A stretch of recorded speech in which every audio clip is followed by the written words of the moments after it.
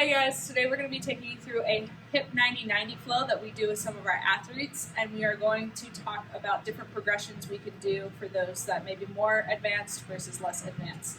Coach Drake is going to be our demonstrator today, so we're going to put her in the hip 90-90 position.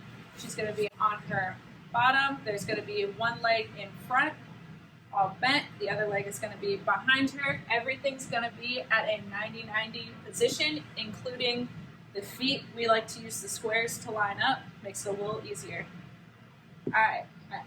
From here, we're going to do some tension poses. These are where we're holding the position for about 10 to 20 seconds just to get our body accustomed to reaching new ranges of motions.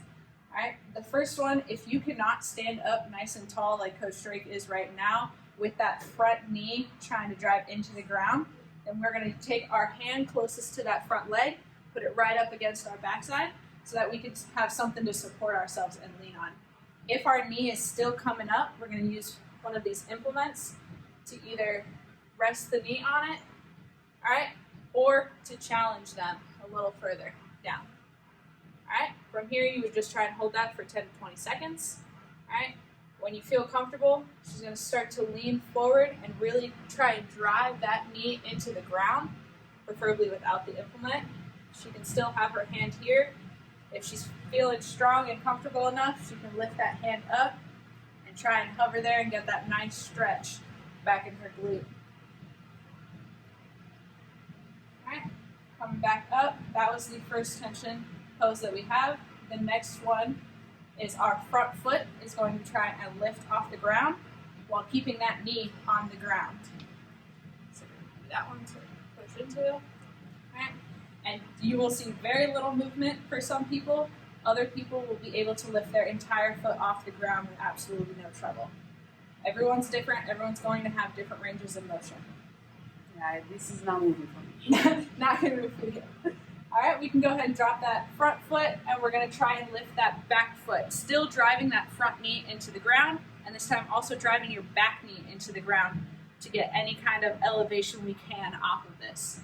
Some people may only be able to hold this for about 5 seconds. Some people may not even get their toe off the ground. But the point is that we are trying to increase that range of motion every time we do this movement. The last tension pose we have is trying to pick that back knee up off the ground, get some sort of external rotation in there. So driving that front knee into the ground, back knee up as high as we possibly can. Some of our athletes can get almost completely opened. Other ones are shaking just at the thought of it. Very good, straight.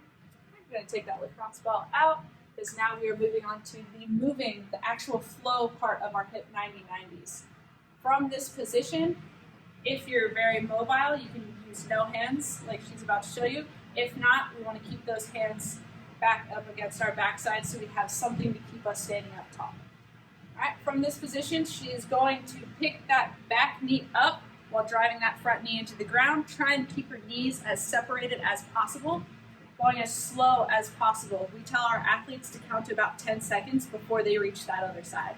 If they're reaching that side in 5 seconds, they're doing it over. All right, and once she gets there, she can relax, take a quick breather before tensing up and returning to the other side.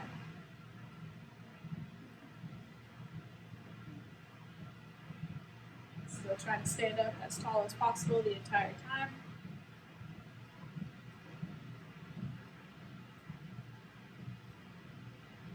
From here, the progression we like to make with athletes that can do this for more than 10 seconds and really drive their knees apart is when they get to the other side, they're going to try and lift themselves up with no support. So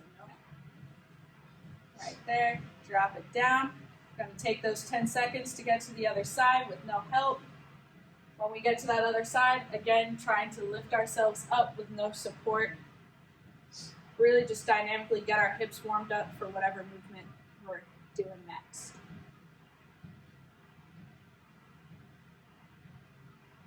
And those are our hip 90-90s.